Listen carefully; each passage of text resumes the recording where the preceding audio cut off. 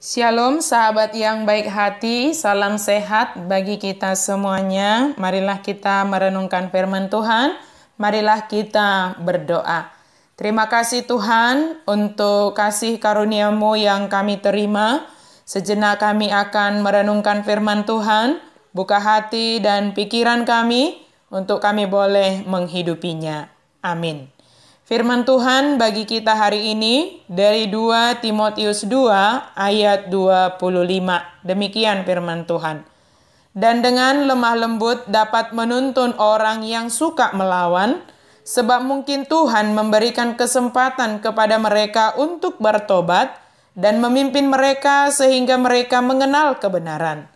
Tuntunlah, sebab Tuhan masih memberi kesempatan.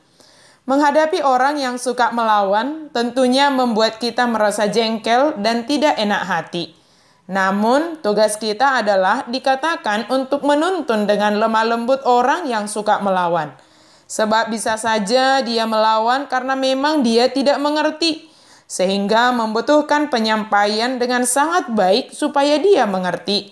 Bagaikan menghadapi seorang anak yang suka membantah orang tuanya. Jika kita mengajarinya dengan suara yang keras dan membentaknya, bisa saja dia semakin tidak mengerti dan menganggap kita hanya sebagai pemarah. Padahal tujuan kita adalah untuk menuntunnya agar dapat mengerti dan mengetahui apa yang hendak kita sampaikan. Namun jika kita menjelaskan dengan kelemah lembutan, akan menolong si anak untuk mendengar dengan baik apa yang kita sampaikan. Sebab dari mendengar dengan baiklah, maka akan mengerti dan memahami apa yang kita sampaikan terkait dengan apa yang sedang dia lakukan. Metode penyampaian sangat menentukan apakah yang kita bicarakan itu dapat didengar, diterima, dimengerti, dan dipahami oleh teman bicara kita. Sebab bisa saja niat kita adalah baik, ingin menuntun orang kepada pertobatan dan mengenal jalan kebenaran. Namun jika cara penyampaian kita tidak baik, maka dapat membuat orang tersebut bukan bertobat, malah semakin dalam jatuh terhadap pelanggarannya.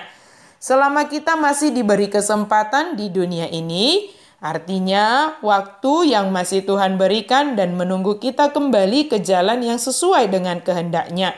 Serta tugas kita adalah menuntun orang supaya mengalami pertobatan dan menemukan jalan kebenaran, yaitu Yesus Kristus. Dan menuntun orang dengan kelemah lembutan adalah karena kita memahami bahwa Allah masih memberikan kesempatan kepada kita dan juga orang yang melawan tersebut, supaya dia dapat mengetahui, menyadari, dan dapat bertobat dari karakter yang tidak baik. Motivasi kita menolong kita untuk menuntun seseorang dalam mengalami perubahan atau pertobatan. Sebab jika motivasi kita hanya ingin memuaskan hasrat, memuaskan kemarahan kita, atau memuaskan yang di hati kita karena melihat orang yang melawan atau melihat orang yang melakukan kesalahan, maka kita juga tidak akan dapat menuntunnya dengan kelemah lembutan. Bisa saja kita justru jatuh ke dalam dosa sebab kita hanya memuaskan amarah kita di dalam menuntunnya. Maka motivasi sangat penting di dalam menuntun seseorang yang melakukan kesalahan, yang melawan kita, atau yang melakukan pelanggaran. Motivasi karena Allah masih memberikan kesempatan dan Tuhan memimpin mereka ke jalan yang benar akan membuat kita memiliki hati yang lemah lembut dalam menuntun seseorang. Sebab yang dapat mengubahkan hati hanyalah Tuhan. Dan kita sebagai alat Tuhan untuk menuntun orang yang bersalah atau orang yang melakukan pelanggaran dan mereka masih memiliki kesempatan dari Tuhan. Maka milikilah motivasi yang tepat ketika kita menuntun seseorang untuk berjalan di jalan yang benar. Ketika kita menuntun seseorang yang melakukan pelanggaran, yang melakukan kesalahan, milikilah motivasi yang tepat ketika kita menuntunnya.